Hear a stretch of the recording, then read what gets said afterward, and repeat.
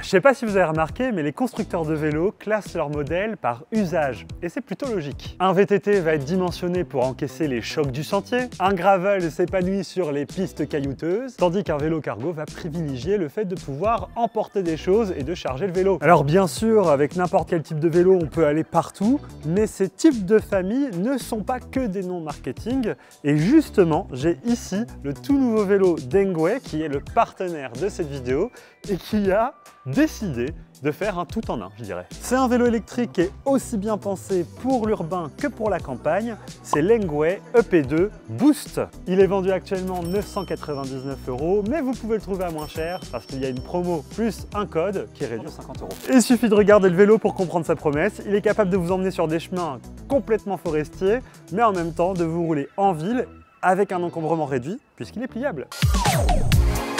Bon, et puis si je vous dis depuis le début que l'EP2 Boost, c'est aussi un vélo urbain, c'est par rapport à sa conception. On le devine pas forcément au premier coup d'œil, mais ce vélo est bien pliable. Il y a un mécanisme sur le cadre et un autre sur le guidon qui permettent de le plier intégralement afin de gagner quand même pas mal d'espace. Bon, ils ont pensé à mettre une poignée juste ici dans le cadre, mais pensez pas le porter sur 3 étages, le vélo il pèse quand même 30 kg. Engwe, ils n'ont pas été sur le vélo léger, électrique, facile à transporter. On est vraiment sur un petit bousin qu'on va transporter comme ça dans son coffre, qu'on va le foutre dans son garage, on le remet dans la voiture, on part à la plage avec, on se fait plaisir sur des pistes vélo en forêt. Bref, il est transportable et on peut le mettre dans des voitures qui ont un espace contenu. Alors qu'on soit en ville ou à la campagne, ce qu'on veut sur un vélo électrique, c'est qu'il soit performant. Repartir d'un feu rouge ou un stop rapidement ou de prendre une pente de manière confortable. Et de ce côté-là, Engwe a bien soigné sa copie. On trouve d'abord dans le moyeu arrière un moteur qui est capable de délivrer 250 watts et 55 Nm de couple. Et l'assistance électrique se déclenche lors d'un pédalage grâce à un capteur de couple. Le capteur de couple, ça permet d'avoir une sensation de pédalage fluide. On n'est pas tracté par le vélo. En fait, il va mesurer la pression de vos jambes sur les pédales pour automatiquement ajuster la puissance du moteur. Je peux vous le dire, il suffit de mettre le niveau d'assistance le plus élevé pour que, en 2 coups de pédale, vous soyez monté à 25 km/h. Donc vous l'avez compris, pédaler sur ce vélo, même si c'est assistance électrique, on a l'impression de pédaler comme sur un vrai vélo, mais Engwe a tout pensé, vu qu'ils ont un moteur surpuissant, vous aurez peut-être envie parfois de coups de boost. Il y a un bouton ici qui, quand vous allez le maintenir appuyé, va vous donner un vrai coup de boost. En réalité, le moteur va délivrer toute sa capacité de puissance et va vous monter à 25 km/h en 2-2. C'est impressionnant, en montée surtout, c'est très impressionnant, le truc il m'emmène. Je vous montre les images d'une belle pente qu'on a trouvée ici à Montmartre dans Paris. La pente sans le boost, bon j'avance normalement, et la pente avec le boost,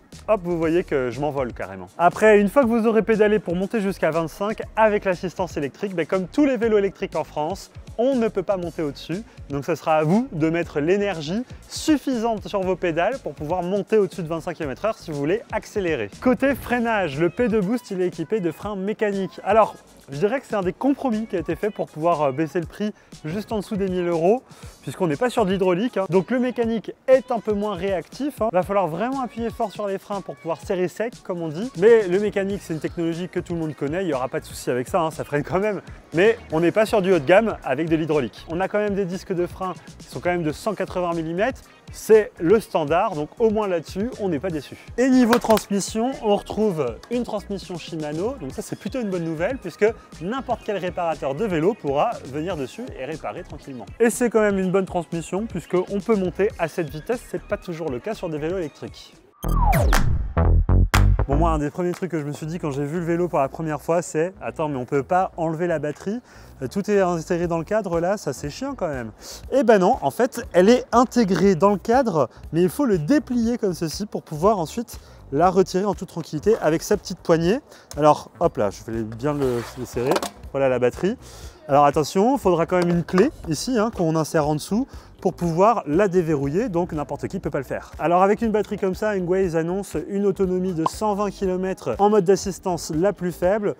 Pour moi, vous allez pouvoir faire plusieurs allers-retours. Alors dans la vraie vie, pour mon exemple perso, j'ai 11 km à faire pour aller à mon travail et 11 km pour en revenir. Et en un trajet, je n'ai vidé qu'une seule barre des 5 barres qui sont affichées à l'écran. Donc je pense que je vais pouvoir grosso modo faire à peu près 3, 4, 5 allers-retours peut-être en vitesse minimum. Hein. Si je me mets à 5 et que j'utilise le boost, je pense que là je vais faire 2-3 allers-retours maximum. Alors je vous ai parlé d'un vélo qui était un peu capable de tout faire en un, mais il y a quand même tout l'équipement qui est là pour être utilisé en ville. Je parle bien des feux avant, des feux arrière, mais aussi d'un porte-bagages qui est pré-intégré et les garde-boue. Heureusement qu'ils sont là, parce que vu la taille des pneus, si vous roulez dans la boue, là, il vous faut des garde-boue. Hein. D'ailleurs, la qualité des feux avant-arrière sont plutôt bonnes, mais moi j'aime bien le détail qui a été fait sur le feu arrière. Quand on appuie sur le frein, eh bien il s'éclaire. Donc comme ça, les gens derrière nous sont prévenus, quoi, comme en voiture. Et regardez la largeur de ces pneus. Le cramponnage garantit une adhérence au sol, que ce soit un sol humide, de la terre ou du sable, tout en apportant du confort, parce que vous vous doutez bien, avec des pneus comme ça, on sent moins les irrégularités du sol. Les pavés, par exemple, ici à Montmartre, on les sent plus. À l'avant, on a quand même une belle fourche avec un débattement de 60 mm.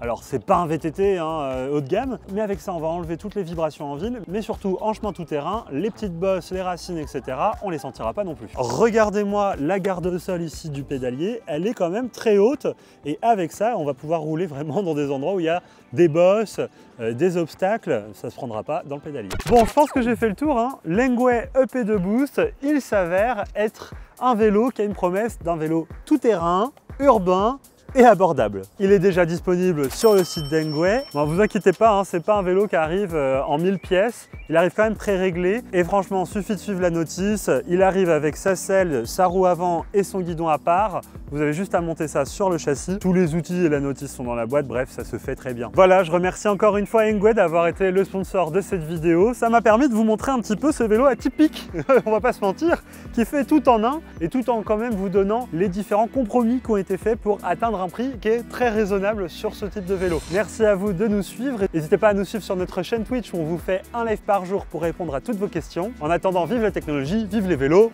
Ciao!